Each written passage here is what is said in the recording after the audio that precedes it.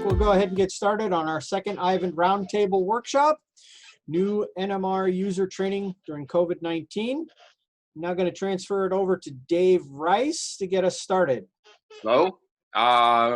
Welcome again to our next meeting on NMR operations. And our topic is NMR training in the new restrictive environment that we're in. Before we get going, I'd like to introduce John Webb, who is the sponsor of all these meetings. Hi everyone, and welcome to yet another Ivan Zoom meeting. Very happy to have everyone with us today. And I'll add, not so incidentally, that Ivan is just about to go into its fifth year. And I'm very, very happy that MR Resources and now Q1 Instruments can bring these meetings to everyone. And thank you to everyone participating, the executive committee, and certainly all of our speakers today. I would like to ask Dan Iverson to give a brief update on Ivan spin sites, if you would, Dan. Okay, for those of you that did not attend the last Ivan Roundtable workshop and hear the announcement, and Ivan Spin Sites on Slack has replaced Agilent Spin Sites. It has all the content from the Agilent site, and we are approaching 200 members. And I will send a link around in a chat message that can be used if you have not yet joined the Ivan Spin Sites. And Dave, Dan, thank you very, very much for spearheading Ivan Spin Sites and great service to the Varian Agilent NMR community. We certainly appreciate it. And I think Krishnamurthy wanted to say a couple of words. Okay, thank you, John. Yes, in line with this workshop that we have been conducting, I am putting together a technical series. We have about 6 topics coming down the pike. Once a month, probably second or third week. The next topic is by Roberto Gil on RDC, and he has a panel of about 6 people on August 27th. Watch for email from Ivan and register that. And then we have other topics like metabolomics, long-range J measurements, covariance processing, non-uniform sampling, adequate, and we have a whole series of topics in line. But for the next 6 months, we are almost every month we have a topic and a panel leader, and panel is being put together, and the dates will be announced very soon. So look forward to that. Thanks, and I will give this back to John. Thank you very much, Krish, and we appreciate it. And last but not least, I'd like to ask Donald Bouchard of Q1 Instruments to say a couple of brief words as well, and then we'll get right to the meeting after that. Okay, thank you very much, John. We invite you to get to know Q1. Can everyone hear me and see the screen? Okay. Q1 designs and manufactures complete NMR spectrometers from 400 to 600 megahertz with features for both the research lab and as well as routine use. If you want to upgrade an older system, Q1 can retrofit AS and ultrashield magnets with complete upgrades, including automation, for less than you think. Q1 offers instruments with excellent performance and unbeatable price. I'd like to highlight today Q1 Tech. Experts know that key performance is the probe, and Q1 offers smart tune and match probes made by Q1 Tech. The Q1 Tech SCM probes have a patented hybrid tuning mechanism, which means faster tuning with unmatched reliability, as well as improved throughput. Our STM probes have a patented design with a tuning mechanism that's free from drift and hysteresis for consistent, stable performance with excellent signal and noise and superior solvent suppression. And they're made by the renowned Q1 Tech team in Zurich, Switzerland.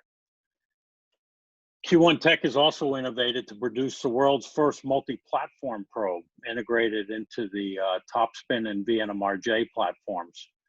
The Q-Link Ethernet-based interface can be installed on a wide range of consoles to fully automate the operation of older NMR systems, becoming much more important these days in times of COVID.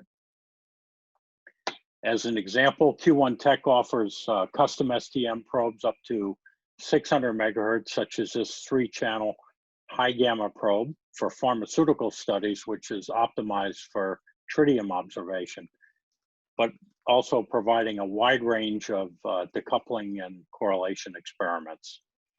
If you'd like to know more, give us a call. Contact us for a no-risk remote demonstration, and we'd be happy to show you about the full Q1 platform. Thank you, Don. And now I'll turn things back to Dave Rice, and Dave will get things started for us. Okay. Thanks, everyone. And our meeting today is being led by Ryan McKay of the University of Alberta. In a moment, he'll take over. There will be, at the beginning of the meeting, just as last time, about 40 minutes of presentations. And then we will open up the discussion. The panel will address the participants and open up the discussion and for between us. And I ask that everyone keep themselves muted for the first part of the meeting. And then, and they're welcome to record questions in the chat, and we'll have people monitoring the chat. I'll turn it over to Ryan. Good morning, everybody. So I'm at the chemistry department, University of Alberta. So the idea was, how do we go about new user training when we've got to cope with everything to do with COVID? And I thought one of the best things, instead of trying to do it all myself, is I would ask the group, what everybody else is doing, and then try to come up with some way that we could do it here. I think the cartoon is probably more relevant to the professors that we have in our department that have now started to say, well, the government has decided that everything's open. Why can't we get in and use the spectrometers? So first off, I want to start with thanking everybody who emailed me. I've got lists and lists and lists of all the suggestions, and I will have a summary of that later. But I tried to, what I wanted to do was thank everybody that contributed, but I knew I was going to miss some people because of all the emails back and forth. So let me just put out a blanket. Thank you very much for everybody that sent information and ideas and got back to me. So the problem is that we have difficulties running remotely and training, and how do we get new users in? So we've got everything from brand new users that have been told by their supervisor, they're not in our department, go run an experiment, go do this technique you've never heard of before, everything to NMR experts. But how do we do training of these people when we've got exposure time limits? We know that the 2 meter, one of the people said I should use the pig pen effect. So if you're within 2 meters of a person, despite PPE, the longer you're there, the higher your chance of exposure. And with, I don't know about you guys, but we do several hours of training depending on the user's experience level, and this can mean a really long exposure time. So our situation is that we're looking at 11 instruments, 3 buildings, 4 floors. How do we do training on all these different systems? We've got Bruker systems, we've got Agilent systems, we've got variant systems, 3 different types of robots. We're very lucky that we've got a lot of the ProTune modules, so we don't have to have people in under the magnets. That's one less thing for everybody to be touching. So the problem that I sent out was, how do we deal with this vast array of number of users, the different types of users? And the plan was to ask Ivan, MR Resources, AMMRL, and they said, of course, well, that's a great question. Why don't you do it as a round table? So it's sort of like the soccer coach. What do you do with parents that keep asking questions? You give them a job. And so my job was to go find three volunteer speakers, and I've been lucky enough to find 3 that were available today. And they're going to give about a 5 to 7 minute presentation on what they're doing in their facility. And we've tried to pick 3 different approaches. And the idea is that afterwards we can have a round table and people can sort of get ideas of what would fit in their facility and their situation. So the speakers today are going to be Michelle from University of Calgary. We're going to have Geneviève from UHN Princess Margaret Cancer Centre. And Ken, he's from Virginia Tech, and with the three aspects or the three approaches that we're going to go for is a Zoom live presentation training style. The second one is a training as normal in close contact with people, but with full PPE and the extent of the PPE necessary to do that to be safe. And then Ken's going to show a remote how to have sort of live training while you're still separate from the person, but they're still going to have the ability to control the spectrometer live. Hillary is going to moderate Michelle's talk, and so Hillary will be monitoring the chat. If you have questions, type them up in the chat. We're going to do 2 or 3 questions right after the presentation, just 2 or 3, but don't worry, all the questions will be dealt with in the roundtable section afterwards. Darcy has volunteered to moderate the chat window for Geneviève, and I'll be moderating the chat window for Ken. First off is Michelle. Did you want to share your screen and start your presentation? Yeah, so good morning and good afternoon to some of you. My name is Michelle Forgeron, and I am at the University of Calgary, also in Alberta, like Ryan. And so I have a new position, which actually happened during COVID. So I'm now managing basically all the different technical support services for the Faculty of Science. So that includes a centralized instrumentation facility in the chemistry department, which includes NMR as well as about 20 to 25 other instruments. And then I also manage science stores, the greenhouse, machine shop, glass blowing, and electronic shops for the faculty, and space renovations and infrastructure. So I have a broader role now that's expanded over time, but there are similarities between all of the different areas in terms of the service that we provide to the faculty, and just like NMR instrumentation. So there's a customer service component, and there's high traffic locations, communal spaces, frequent interactions with customers. And so all of these things have to be considered now with COVID times. So I was actually like highly involved in taking initiative to get people back to work in the Faculty of Science during COVID. So basically coming up with protocols that were put into place and reviewed up to the VPR level to get people back to work in a safe manner, a safe and controlled manner. So a whole approval system there.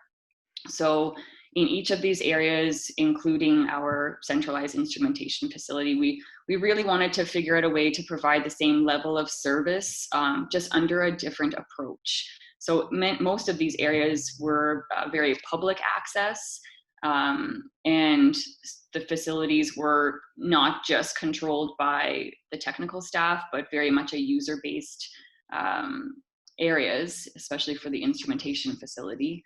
And so we wanted to change our approach and have staff-run facilities, restrict access, just control the number of people coming in using scheduling of appointments, and just limit human contact as much as possible by doing phone calls, Zoom meetings, etc. And then in a lot of our places, we have put up physical plexiglass barriers, especially in the shops and in the stores location, just to have a physical barrier when people do need to have face-to-face interactions, picking up supplies in stores, getting their liquid nitrogen, etc.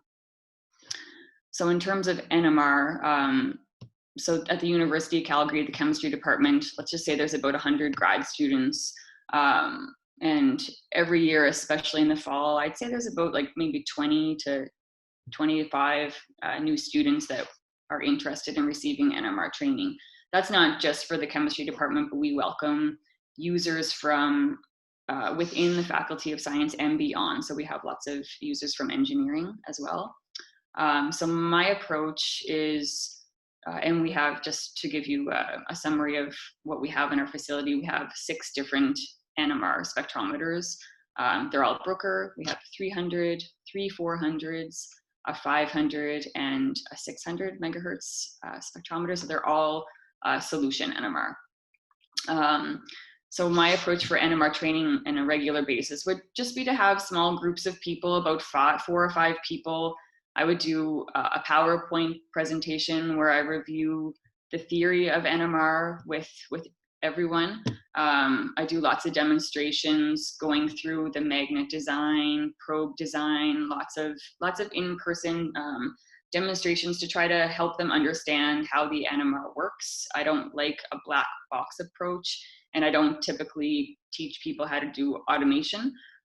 So with the number of people in our facility, we can kind of just focus on like the basics. So after I do small group training, then I would typically do a demonstration of how to properly run an NMR sample. And then each one of those people that are attending the training would go back to their groups and would buddy up with certified NMR users and just practice with those certified members until they feel comfortable and competent. And then when they think that they're ready to run the instrument independently, then they would contact me to do an NMR test. And then after that point, they would be able to run the instrument independently. And so we really do encourage that, like all users from undergrads all the way up to postdocs and faculty members to just to have that independent usage of the instrument. So with COVID now, I'm just trying to do the same thing, but in a different way. And it's not a whole lot different from what I've done in the past. And that's largely because the number of new users is really heavily reduced. So at University of Calgary, the VPR only very recently approved new undergrads and grad students coming to the university or coming back to work on campus. And so in the beginning of COVID, that was a big no-no. New users were not allowed because with the train of thought that how can you train a new user under COVID restrictions? You can't because of physical distancing, but they've now relaxed some of those rules with extra precautions. So now new users are allowed on campus, but still the interest in getting NMR training is reduced. So my approach is to basically just do Zoom type presentations for discussing the basic theory of NMR, where I would normally do this in person. I can do the same thing just using a PowerPoint presentation through Zoom. And then I can do the practical demonstration of running an NMR in one-on-one sessions, because I've done a survey and there's just a handful of people right now that are actually interested in NMR training. I also have 3 technical staff under me, so I have that advantage where I have extra help from my highly qualified personnel to help with the training of the one-on-one sessions if the demand gets too heavy. And then they would go back and practice with their certified group members again. And we have all of the COVID restrictions in place in terms of it is mandated in Calgary now in Alberta that everybody has to wear a mask in public places indoors. So in the chemistry department, everybody is wearing masks. We have cleaning protocols set up for each one of our instruments. And so it's a safe environment. Yeah, and so I just wanted to briefly talk about when we all came back to campus. So initially it was just COVID researchers, and now we have what's called expanded research who are allowed back to work under a very strict approval process that goes right up to the VPR. And so initially I was just having all of my technical staff run NMR samples for all of the different groups to limit the people at our NMR instruments. And I know Hillary was talking in the beginning, it's hard to please everyone, right? Everyone has different demands. Their samples are critical, their samples are sensitive. They might want to do different types of experiments that are cycling experiments, that are VT, that require a lot of time. And so the demands on the technical staff was basically just too much to keep up. The clients were unhappy with the turnaround time for getting results. And so I went from like basically a plan A where we had restricted users and just the technical staff using the NMRs, to plan B, which was a more relaxed rule, and I call it sort of identifying a super user per research group, where in each research group you would have a super user who then would just run all of the samples for the group. And that just adds some flexibility in there. They have access in the evenings and weekends, and they are following cleaning protocols. So people seem quite happy with this approach. And I also just wanted to mention that at the University of Calgary, and specifically in the chemistry department, we have now had 2 cases of COVID. So in the Faculty of Science, there was 2 cases reported, and one was at the very beginning of COVID at the like in Calgary, when it was just sort of starting. And at that time, the university was still fully operational. It was, everybody was still on campus. And it was interesting that the way that they handled that situation, everything was very like a high level of privacy, but there was no protocol in place for actually dealing with that. So for the first incidents, risk management was involved, and there was a lot of cleaning in place, but the communication was extremely poor, I would say. And then the second incident was also in the chemistry department, and again, still a very high level of privacy for the person that did have COVID. And for the second incident, there was actually a protocol in place by the university. So the first point of contact was staff wellness, and then Alberta Health Services was involved, and they did extensive tracing. Luckily, in the 2 cases, neither one of them had used any of the instrumentation or other communal facilities, because that was a very strong concern of mine, was if these people were in our facilities, then the risk of spreading that is very high.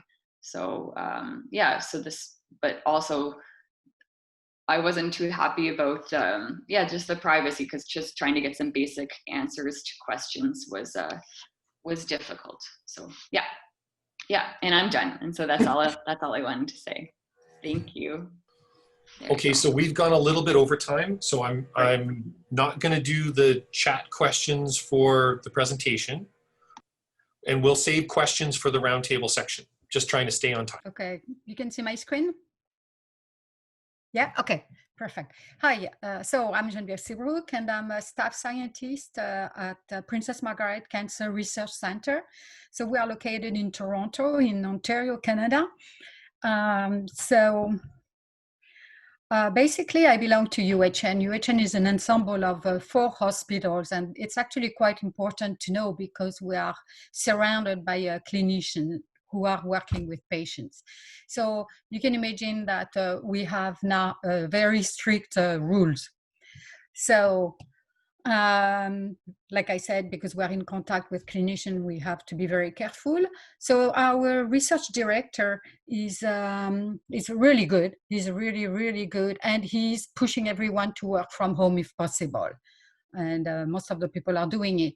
Although Toronto moved to phase 3 about a week or 2 ago, UHN has decided to remain in phase 2 with only 50% capacity until the end of August, at least until the end of August.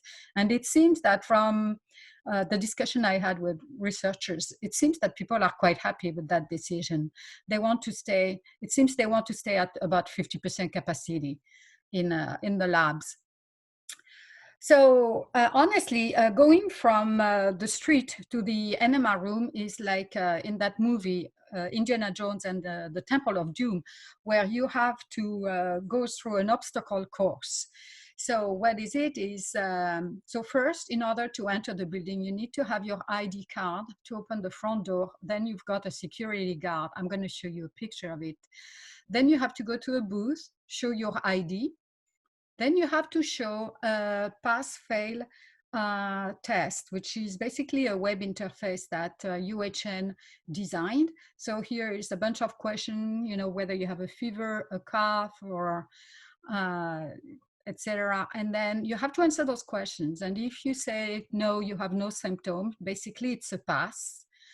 If you have any of these symptoms, it's a fail, and then you have to leave. You cannot you cannot stay in the building.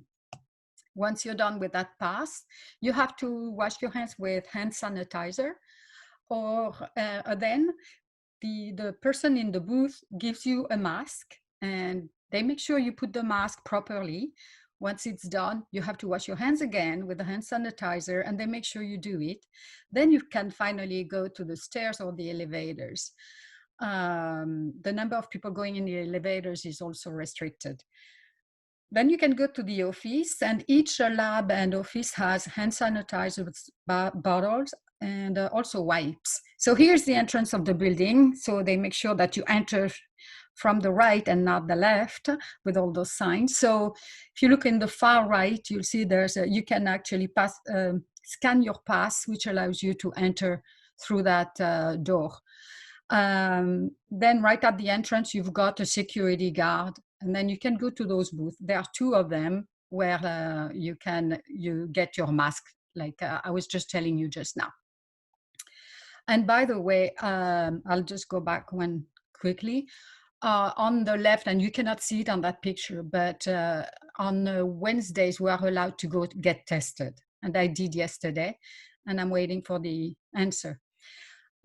So then when you get to the NMR room, you've got hand sanitizer station. So you can wash your hands here, but for that NMR room, as a matter of fact, on the right, you also have a sink, so you can wash your hands.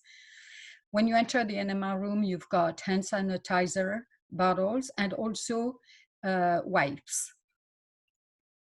So before entering the NMR room, and after exiting the NMR room, you have to wash your hands with soap or hand sanitizer. You also need to exercise social distancing, and you have to wear masks. So only 2 people are allowed in the NMR rooms at any time.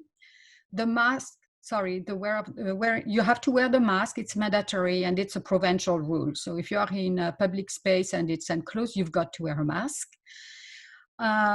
The user must maintain a distance of 2 meters away from the other user. So like I said, you can have 2 people in the NMR room, so you have to stay away from each other. And I'll show a couple of pictures of those of that space. The only exception is for the training. Each user is expected to clean the shared items after just before leaving the room. They have to use disinfecting wipes. So they have to clean the keyboards, the mouse, the spinner, the gauge, the desk, the centrifuge, because we have a little centrifuge to spin the 1.7 millimeter tubes, and the doorknobs. Each person has to use their own pipettes, their tips, and their pen. I have removed all the pens. So here is a picture of the 800 NMR room. So on the top left, you have the 2 800 spectrometers. They are in a 2-story room. So that room is really huge. And you definitely have a lot of space between the 2 desks. So there's one desk that you can see in the front, and there's another desk actually behind that second magnet on the left. So, and between those 2 desks, there's about 10 meters. So plenty of space. So these NMR instruments are equipped with cold probes, and those probes cost up to $250,000. And that is mainly the reason why I'm not using the Zoom training, but more the in-person training. Because, you know, it's like you're buying a new car, and that car is costing, I don't know, $80,000, $90,000. Would you give the keys to someone just like that and say, okay, I'm going to tell you how to do it and you go ahead? I don't think so. So I feel a little bit the same with the NMR spectrometers, especially with the bills that you have to pay if something goes wrong. So there's also another major difference between my group and the group that Michelle was talking about, because we are a bio-NMR lab. We are not like a chemistry lab. So the number of people that I have to train is way lower. It's less than 10 people. So it's very restricted because, again, because of the cost of those instruments and the nature of the research lab. So we work also on protein sample, and we ran basically most of the time triple resonance experiments. And we have two different type of probes, and one is proton detect on one magnet, and the other one, the far back, has a carbon nitrogen detect called probes. So those probes cost a lot of money, so we don't want anyone to mess up with the instruments. So I did actually train a new postdoc about 2 weeks ago.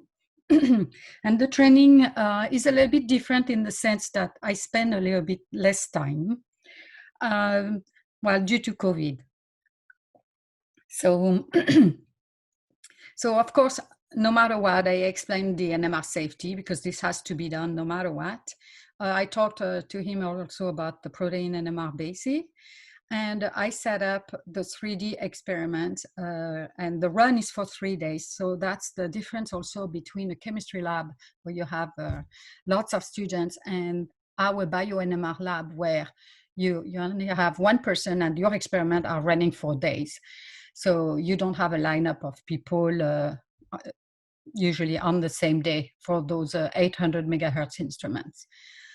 So in this case, because I had to train that person and we were really close to each other, so we both had to wear the mask and the goggle.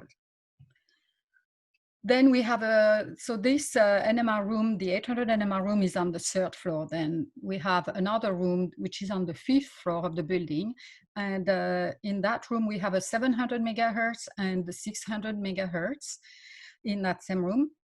We have the 2 desks, and the distance between those 2 desks is about 4 meters.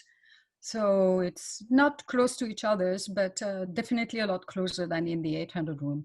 Again, those 2 instruments are equipped with triple resonance cold probes, so they cost a lot of money again.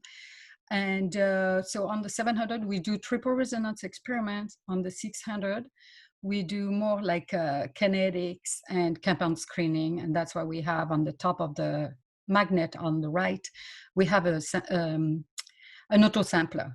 So in this case, I was training this past week this other postdoc, and she's been using the 600 before, but she didn't know how to use the sample jet, the autosampler.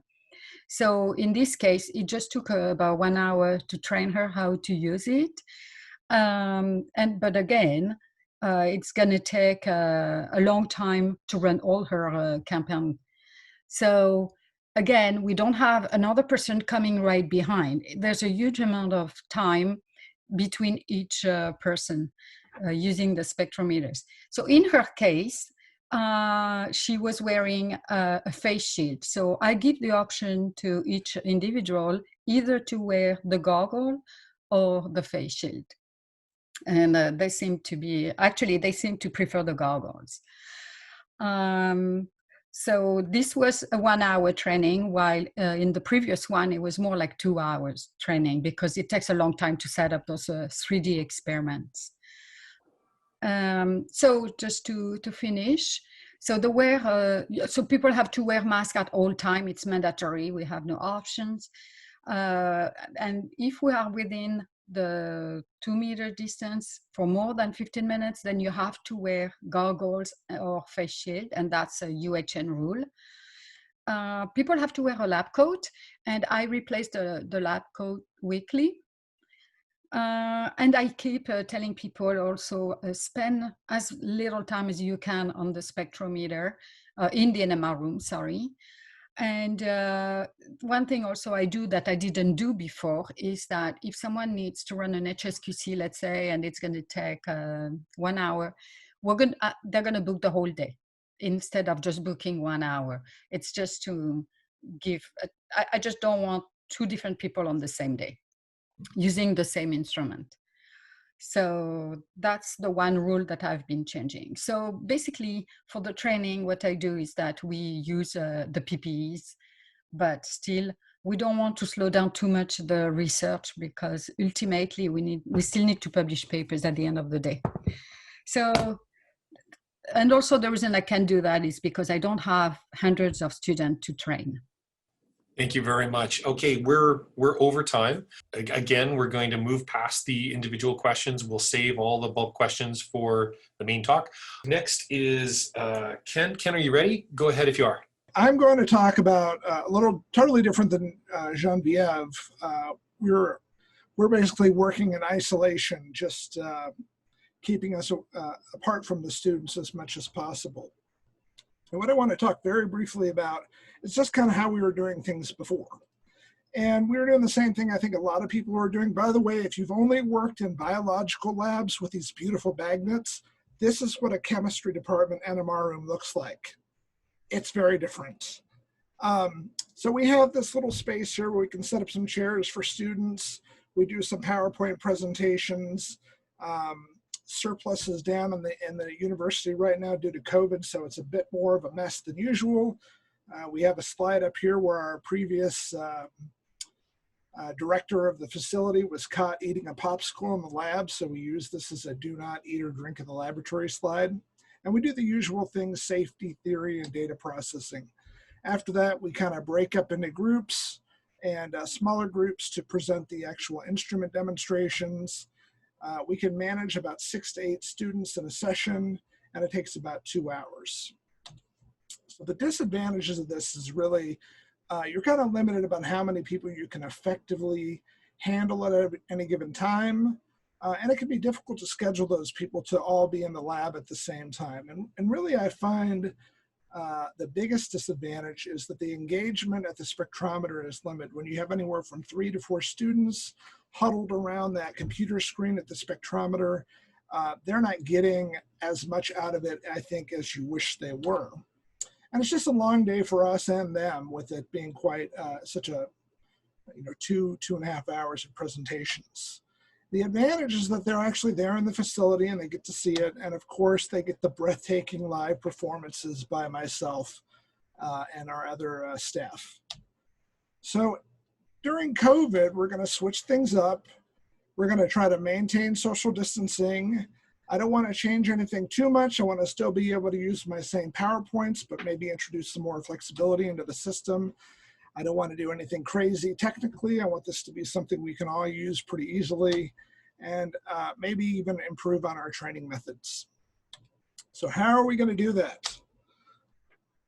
And we're going to do that a little bit like Michelle talked about. We're going to start with some Zoom PowerPoint presentations of the previous things we talked about, of safety, policies, theory, and some data processing. And I can roll into that our method for remote sample submissions, because most of our new students are initially going to be working through that remote sample submission system to our automated instruments. And that's a pretty brief introduction on how to do that. So that doesn't take a lot of time. And I can do this portion completely separately from the instrument-specific training, which I'm going to show you here. We're going to now do our instrument-specific training in much smaller chunks. I can do that first chunk in groups of 20 people if I want to on Zoom, whereas now I can do 3 to 4 or 5 people at the spectrometer. Well, none of us are at the spectrometer. We're all on Zoom, and I'm using VNC or something like VNC, which I'll talk about, to share the screen. So this allows me to be a lot more flexible in the way I schedule these systems, and it allows the sessions to be shorter. And really, I think that this is a better training method, because one thing that I do is I require the students who are at the Zoom sessions, whether it's the PowerPoints or at the instruments, they have to have their cameras on. So I want to see their faces. In contrast, down here at the bottom, you can see when I'm presenting behind them, they're looking at the screen. I can't see their faces.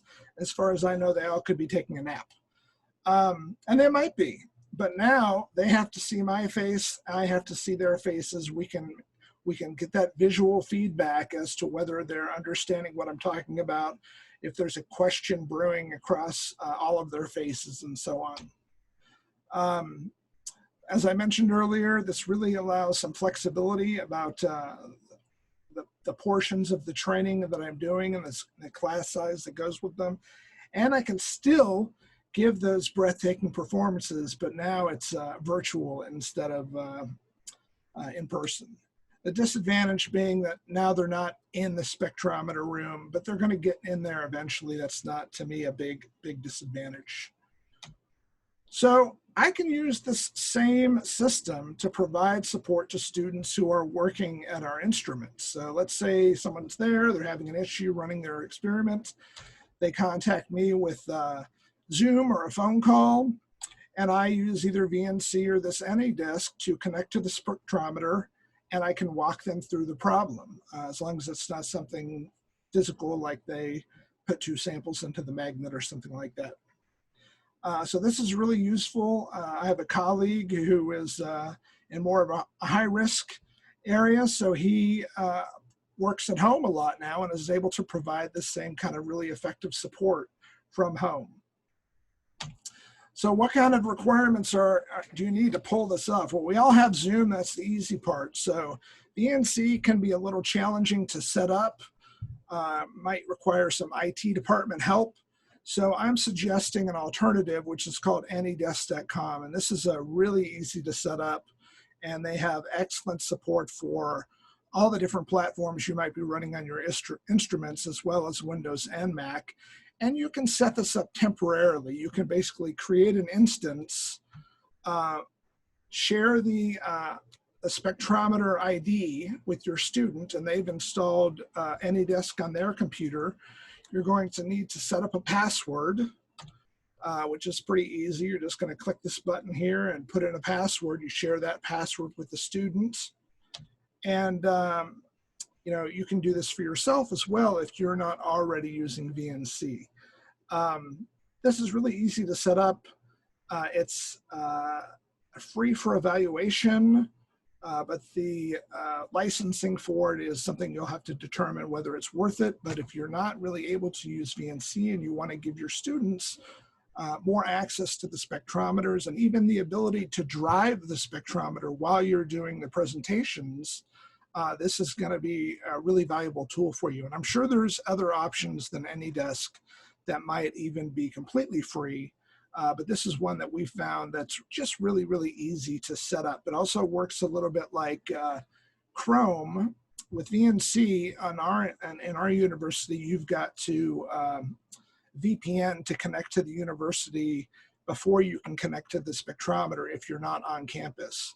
Whereas AnyDesk seems to tunnel through that like Chrome's remote desktop does, and you don't need to VPN in order to connect to the spectrometer using AnyDesk.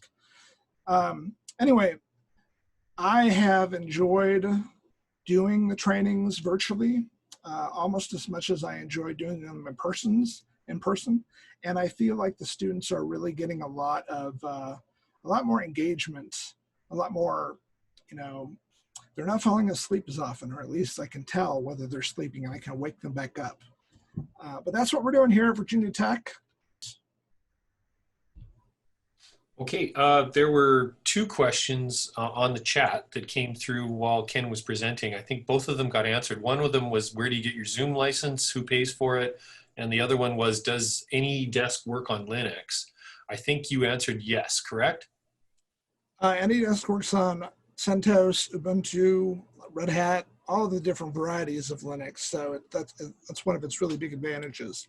And as far as a Zoom license, our university has a Zoom license. I think most universities do, but I could be wrong on that. Cool. Okay. So I think we were ready to get to the roundtable portion of the discussions. Anyone should speak up with their questions at this point. Do you want the questions verbally, or do you want them? Yeah, I'll start by asking a question related to the Linux and the AnyDesk. Does AnyDesk, I'm still running my Agilents with the 6.3 Red Hat, and have not moved to OpenVNMR-J with a later operating system. Does AnyDesk work with older Red Hat? Do people know? I don't know exactly. I know that it works with CentOS 7 and 8, and 7 is as old as we were ever allowed to run before the IT people came to steal our computers in the night. Mm-hmm. But I don't know, it may work, it may go back even further. Yeah. I'd ask if Dan wants to speak up, you know, but there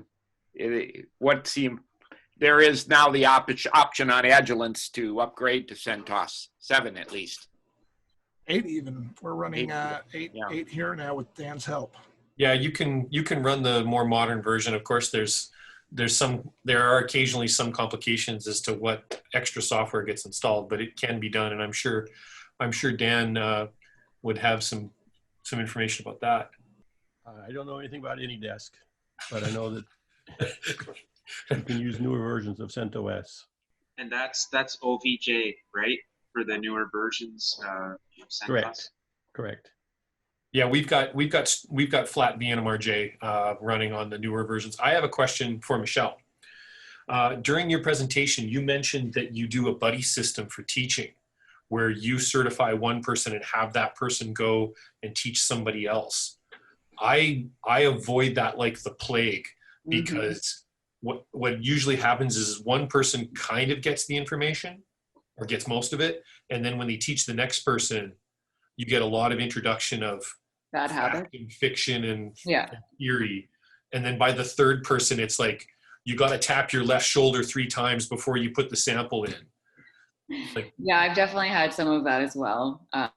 Just some things that are completely unnecessary, and then I ask why they're doing that, and yeah, so they do pick up bad habits that way, and I just really try to take the time to explain the proper way to do things, and then have them go back to their group members, because it could be these group members that are teaching them the bad habits could be postdocs, right, that are just learning things on a different system somewhere else, and they're just bringing that in. So I do try to correct it. I just wanted to bring up a couple of things that have come up in the chat. Christopher Barr, I'm not sure, Chris, where you're from? He is doing his training for automation in person, but using a mirrored monitor, mouse and keyboard, so that they're staying sufficiently apart. And I assume they're still wearing their protective gear. So that's certainly another option if you want to be in person. I have a question for Geneviève. So Yep. I had one person ask me, all of the protocols and PPE and testing that you do to get into the lab, is that for your lab or as part of the hospital or both? It's both. It's the whole hospital, the whole research tower, because I'm not located in the hospital per se. The hospital is across the street, as a matter of fact. We are in the research tower. But some of those PIs are also clinicians, and they go back and forth between the two buildings. But it is in place for all the hospitals that are under University Health Network. I guess I have a question that could go out to almost anyone. For those that are doing training, no matter the method, during COVID, has anyone seen a difference in the uptake of content on behalf of the students, or do you have to repeat, or is everything just as effective? I assume the in-person training, there's probably no difference. Yeah. In-person training, there's no difference, no. This is Dean Olson at the University of Illinois. I guess I could turn on my video here. We're using an exam. So I used to do kind of a skill review in person, and now I give a person a list of things to do with no details, and I expect them to do it. And Ken, this goes back to a comment you mentioned. You made some changes and you saw improvements. What I have found is that students, in fact, didn't know how to do things I thought they did, because I'm testing them essentially now. I've had probably 3 students come in the last 3 weeks, and they don't know how to log on to an instrument. Away they go. See you later. Bye-bye. They come back, they get their act together, and their skill level goes up. So that's one change we've made here that I think is an improvement, and it is not something that would have occurred to me or not something that I would have tested. But doing an exam, I'm standing at a remote distance. They wear a face mask and shield. I wear a face mask and shield. 30 minutes. If you go over time, you have to do it again because your skill level is not good enough. So see you later. Go ahead and reschedule. One way to do it. I like that idea of putting a time limit on for the students, because I always make students shim manually, and it's really clear to me if they've never done this before, right? And then if you put a time limit on them, then that should help. Ryan. Dean, when you say go away and increase your skill level, are they practicing on one of your spectrometers, or are they going and reviewing videos or books, or like how? In that circumstance, they would not be authorized to use an instrument on their own, and they have to go to a buddy in their group for that time, that instrument time. So they got to go talk to somebody that's already certified and figure out what they did wrong. Yeah, so we dump the accountability on the group. And just to comment on something that is unique, I guess, the group can tell me if it's unique. We were told last week to get tested twice a week for COVID-19. Everybody on campus has to be tested twice a week for COVID-19. Oh. We're doing saliva tests here, but any tutorial is still done with a face mask and a face shield. We're obviously doing distancing. We're doing periodic disinfection. Everything is as brief as possible. And remote teaching is to be done this fall if possible. But any in-person teaching is allowed because of this twice a week COVID testing. So I kind of envy Geneviève and her restrictions where there's, qualified building entry, and that seems very reassuring to me. Mm-hmm. Our reassurance seems to depend on this twice a week testing.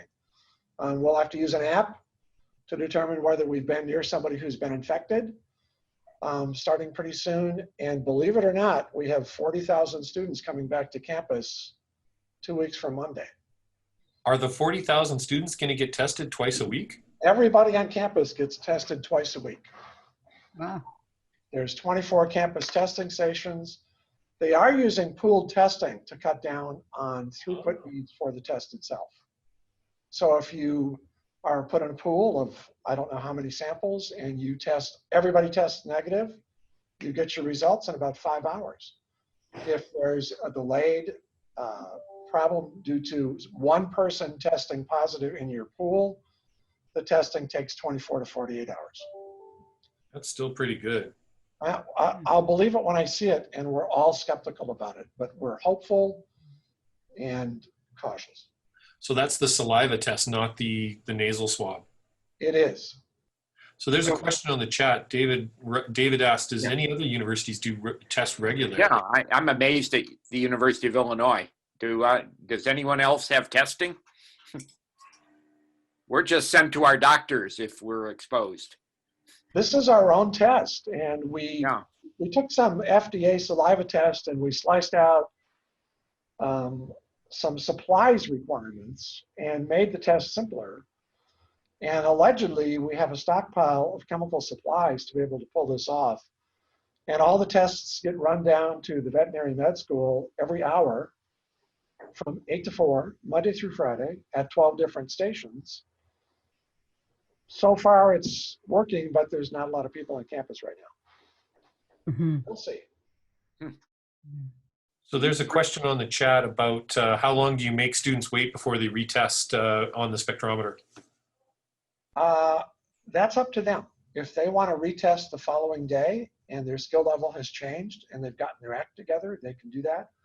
I had one postdoc come in, and she just totally misunderstood everything. And, we reworded some things and maybe made what we were expecting a little bit more clear.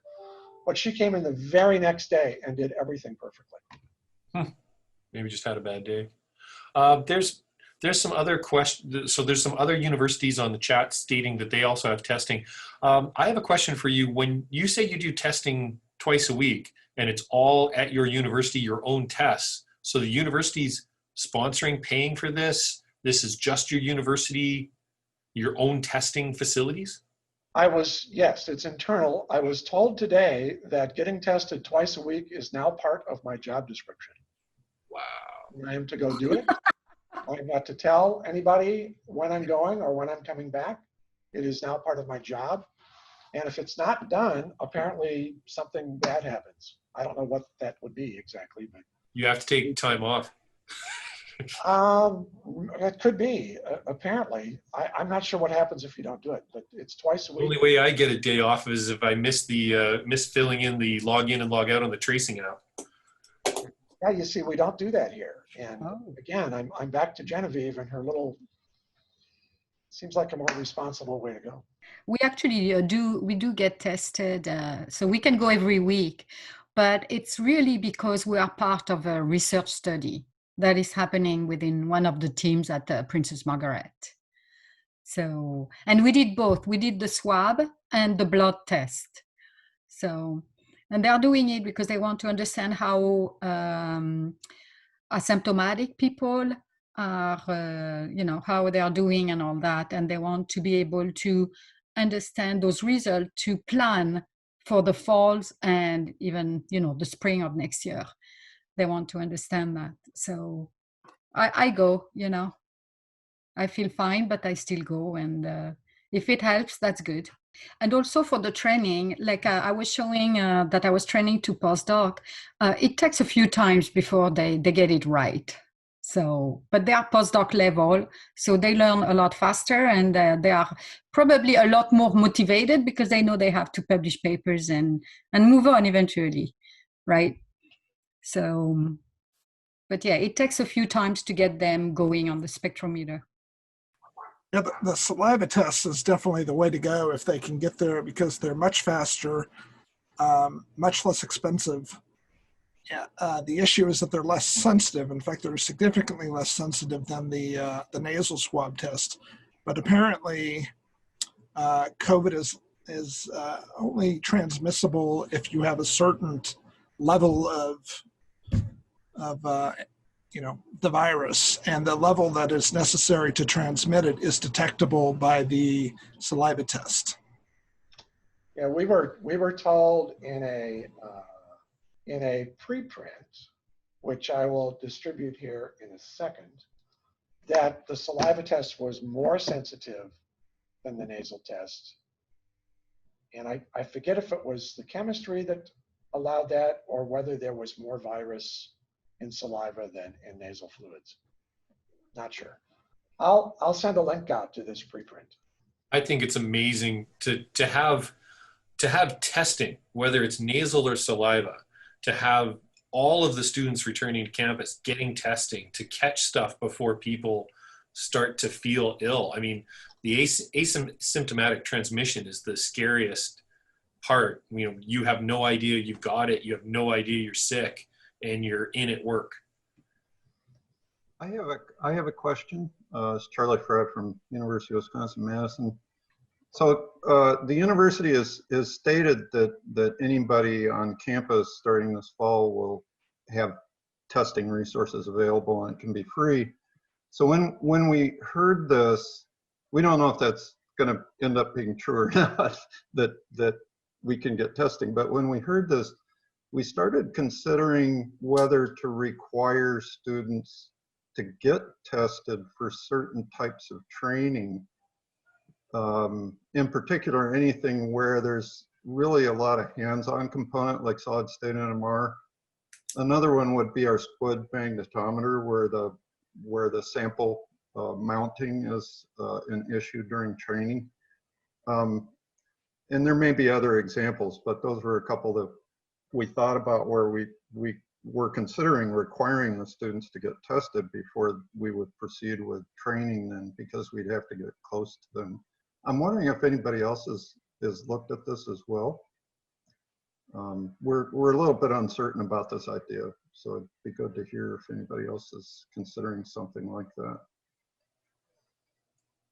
Maybe not. Go ahead. Yes. Our plan was very similar. Everybody was going to get tested before they returned to Boise State, and there's simply not even enough test kits to get one if you want one here. You have to be symptomatic, and I believe you have to have more than one symptom before they will even allow you to be tested in the district. So everything fell completely to the ground, and everybody just comes back to campus. And all we're relying on is the CDC guidelines. But we have classes like advanced synthesis where people will share the apparatus in a lab, and they'll be working shoulder to shoulder for 5 hours. And they're thinking, well, we'll have them wear a mask and a shield. And I really worry about what's been brought up here already, the asymptomatic but contagious issue, particularly among this age group. So I have a lot of fear about what's going to happen here. And we were also told that barring a full state closure, a stay-at-home order, we will not be shutting down. And the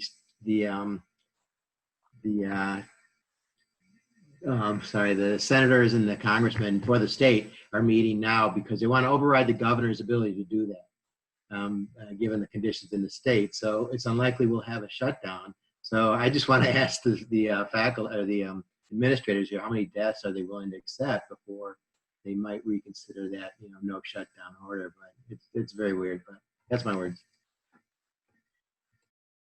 I'll say that UC, at least our campus, has very minimal access to testing. As I said, they just send us to a clinic, and it's our job to pay for the test or our insurance.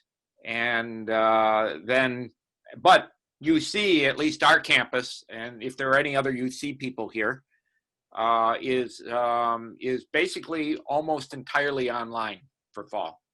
The only people that will be back on campus will be the approved researchers, and which we're gradually allowing more and more of them as we open buildings. But so I'm thinking about the Zoom option and still considering being on the physical campus as little as possible. I don't know if any other universities are as extreme as that in their policies to prevent students from coming to campus. McMaster will have no students on campus except for some nurse students, and I suspect the medical students. In chemistry, there's one organic lab that will happen twice during the term, but other than that, no in-person classes at all. Yeah. Nothing. It's 100% online. Right. So, and then, there are the approved researchers. So people approved in chemistry, health science, engineering, and so far that's all. Nobody else is back on campus. And we're still in what we call phase 1 of return to research. So everybody's in shift work. All the labs have been reconfigured, everything. So, and then otherwise there's no people here. Like there's literally facility services, a few students, no faculty. I haven't seen a faculty member in person for since the middle of March. Sure, yeah. So yeah, nobody's here. Ryan, I've got a question.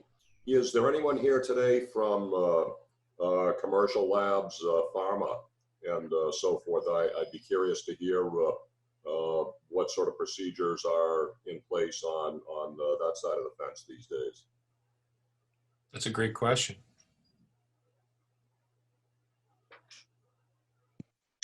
Hi, Carrie Furnish here. I work at Procter & Gamble. I know Don, I'll say hello to him. And as far as us, we are similar in the sense that when we walk into the building, and Don's been through this, you answer a series of questions. Have you been exposed knowingly, blah, blah, blah. Do you have any symptoms? And then they have you stand in front of an infrared thermometer, basically, and you get your temperature taken, and then you get a pack of 3 masks to wear for the day. And you're expected to wear those masks at all times. You're expected to minimize your exposure to other people. So we're working kind of not exactly shift work, but we're limiting the number of people in any given lab we have a capacity in labs. And then also we are doing our own testing if you request it. So we have PCRs, and any employee who would like to be tested or feels that they've been exposed can get tested on site at P&G. So that's the status in Cincinnati. Carrie, what is the turnaround time on testing? I don't know. I've not gotten myself tested. So I don't know what it is, but I've heard it's relatively quick. I think 24-ish hours. Because most people are still in a work from home order per se. And they're just now starting to limit people who are not lab-based into our buildings, which the majority of the people in our buildings are office-based. So by default, well, the building I'm in, I guess I should say, by default, it's pretty low population density as it is. I'll speak up from my experience. I was actually exposed, and am I coming through here? Yes. Yeah. I was actually exposed and ordered to get a test, and my response time was 7 days. During that time, then I was told I can't come to campus, but I've only been coming to campus 2 days a week anyway, so it was easy to arrange. If I can add to that, one of the concerns I have is we've got the situation where we're running organic labs, and when you think about the number of people that a student that's found to be sick may come in contact with during the course of a week, and all those people are going to be told to stay home, that could pretty much knock out our stock room, and it could knock out the lab instructor and the lab coordinator.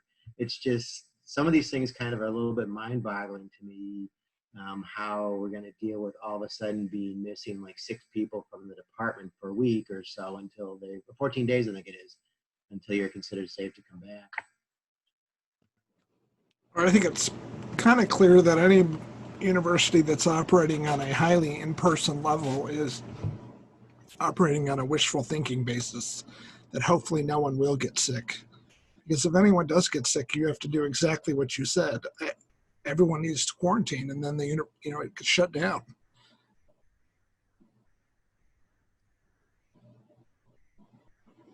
But no one will get sick, right? Yeah. Well, actually, Joe's experience seems to be the most extreme in the opposite direction from totally online. I'm wondering if there are any other people out there that are close to that. Let them all get sick. Yeah, I don't think anybody's realistically looking at establishing public immunity.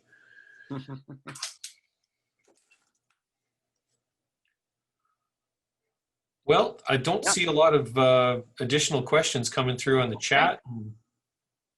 Okay, well, maybe we should take the time to conclude. Anybody got any last questions that we're too afraid to ask?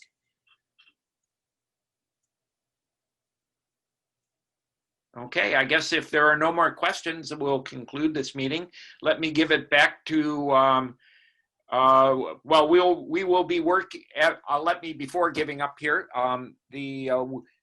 Krish mentioned that we are beginning a series of research-based workshops, and which will appear over the next few months. And we will be continuing this particular series of NMR operations-based workshops. We haven't not specifically decided on the next topic, but we'll probably be looking for a group leader and a topic from one of several things. I'm thinking actually getting into the actual question of how you set up your spectrometer for remote access. And we'll be doing that probably within the next week, and there'll be probably another announcement of the next upcoming operations meeting. Let me give it back to John for a second and thank him for his sponsorship. Very glad to do it, Dave. And all I can say is, wow, these meetings just get better and better. I think this is probably what, number 5 or number 6 Ivan Zoom meeting, something like that. And very well attended, and to all of our speakers and presenters today, very, very nicely done. And each time we do this, the bar goes up a little bit more, I think. Yes. Yeah, and we get better experienced at it too. Yeah. I would also share and thank everyone, our speakers and our leader, Ryan, and everyone who participated. So thanks, everyone. I guess we'll conclude. Thanks, everybody. Bye-bye. I hope it was informative.